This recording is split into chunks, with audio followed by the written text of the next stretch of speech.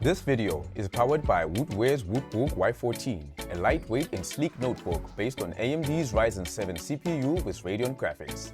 Perfect for productivity and lightweight gaming. For more info, click the link in the description below.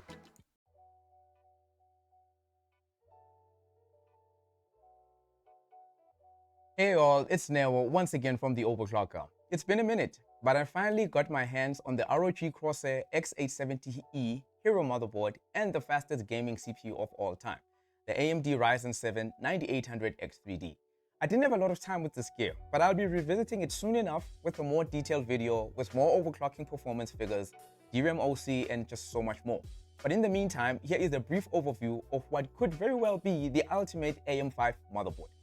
Previously, I'd looked at the Strix X870 board, and with all the features it had, especially where connectivity is concerned, I was and am still convinced that this is the one to beat in terms of premium features, visuals, connectivity, and price combination. You can check out that review in the link below.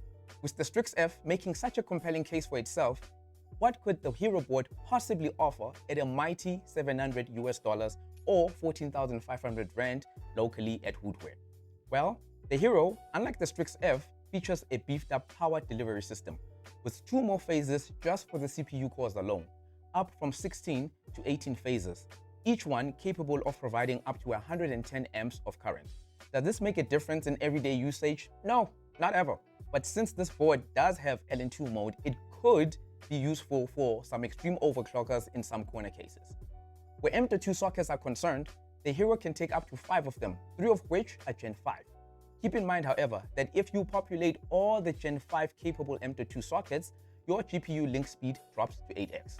While I do much prefer the look of the Hero board overall, installing the M.2 drives is a lot more tedious than it is on the Strix because the entire heatsink complex or plate needs to come off even when you are installing on just one of the sockets. The primary M.2 socket, however, has a wonderful heatsink mechanism where you just press a button and it comes off. This heatsink is meant for Gen 5 SSDs. It's large and has plenty of surface area as well. The only issue is that it's rather tall and can, depending on your AIO unit and orientation, interfere with installation. Installing the drives, however, is a screwless exercise, as drives simply snap into place and a small plastic clip will lock them in place. On a side note, the Crosshair board also has a slim SAS connector. I'm really not sure how many gamers or enthusiasts own such a drive, but I suppose it's good to have it here, yeah? More interestingly, however, for me, about the Hero over the Strix is how the ROG team have dealt with PCIe traffic.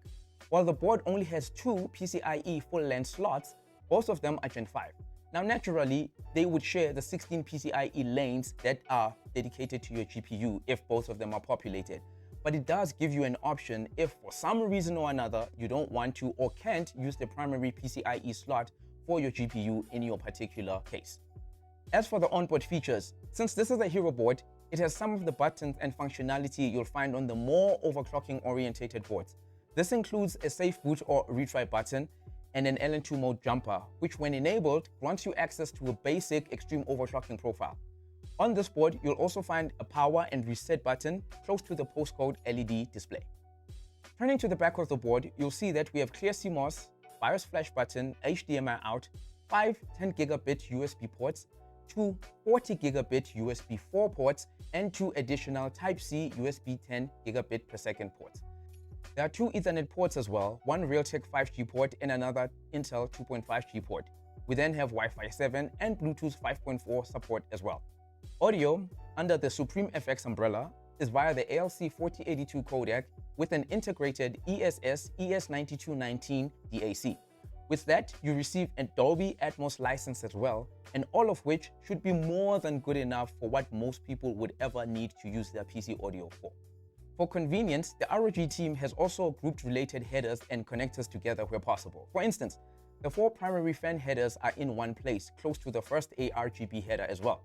You will also see similar layout considerations when you turn to the bottom, where to my surprise, there were 2 USB 3 headers. But more interestingly, what also came in 2s are the front panel USB Type-C connectors, one of which is Quick Charge 4 compliant, capable of power output of up to 60 watts. And best of all, you don't need to plug in an additional PCIe 6-pin cable to use this feature. All that aside though, let's just talk about DRAM support. So the ROG site states that the board is capable of speeds of up to DDR5 9000, and that's mighty impressive, and I've no doubt that it can actually do this. However, we must all be aware that such frequencies are only validated for the Ryzen 8000 series, not the 7000 or 9000. So if you want those super high DRAM frequencies, the Ryzen 7 8700G is the APU you should be looking at. And all of this, I suspect, is partially possible because of the DRAM Nitro path that we spoke about in a previous video. For the Ryzen 7 9800X3D, for example, DDR5 6800 is actually the max officially supported speed, while it's DDR5 8000 for the Ryzen 7000 series of CPUs. Please keep in mind that this may change in future as well as the QVL is updated, but right now, these were the supported speeds and CPU combinations. As usual, with premium ROG products, you've not been left to your own devices when it comes to DRAM overclocking, as there are profiles for Hynix 16GB DIMMs, both in single and dual rank configurations. Profiles for Samsung, Micron, and of course the newer 24GB Hynix MDI ICs for speeds up to DDR5 7600. With all that aside, let's get to some quick benchmarks. As stated earlier, I'll be revisiting this board and CPU combination in a follow-up video. But for now, testing was done on the AMD Ryzen 7 9800X3D, Kingston Fury Beast DDR5 memory, the ROG STRIX GeForce RTX 4080, and of course, all of it is powered by the XPG Fusion ATX 3.0 PSU. First up is IDA 64 memory bandwidth. Against the Ryzen 9 7950X and its two CCDs, the Crosshair and 9800X3D combination manages to pull ahead in just the right performance when PBO is enabled along with DDR5 6400. Nothing unexpected here, unlike in the latency test where for some reason CL26 5600 was identical to CL32 6400. I'm not sure why this is the case, but those were the numbers anyway. Next is Cinebench 2024. Here we see that with PBO and DDR5 6400 settings, we can see a little performance gain over and above what you get at default. But now keep in mind, this CPU isn't meant for such workloads. So that it can deliver a score of, let's say, 1400 is actually quite impressive. In Hitman, out of the box, the Ryzen 7 9800X3D is, how do I say this, ridiculously fast, with a near 100 FPS advantage over the Ryzen 9 7950X. With PBO and DDR5 6400, this lead is further extended, and I think I could improve it even more with more appropriate and some time spent with the motherboard. In Forza Horizon 5, the Crosshair and 9800X3D combination only delivers 7 FPS more than the Ryzen 5 9600X.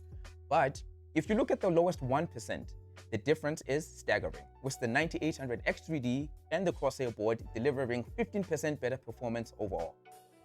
In Cyberpunk 2077, I reran the test multiple times in sheer disbelief.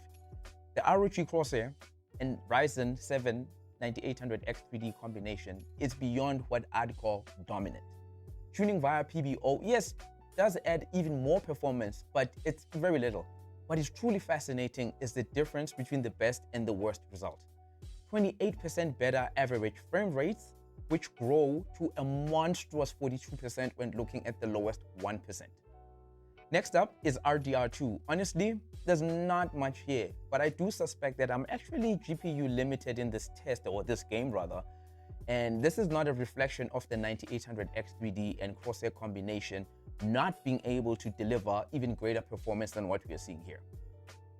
This isn't the case, however, when it comes to our last test, Dying Light 2. Again, the 9800X3D and ROG Crosshair combination is ridiculously fast, delivering over 67 FPS more than the 9600X and 62 FPS more than the 7950X.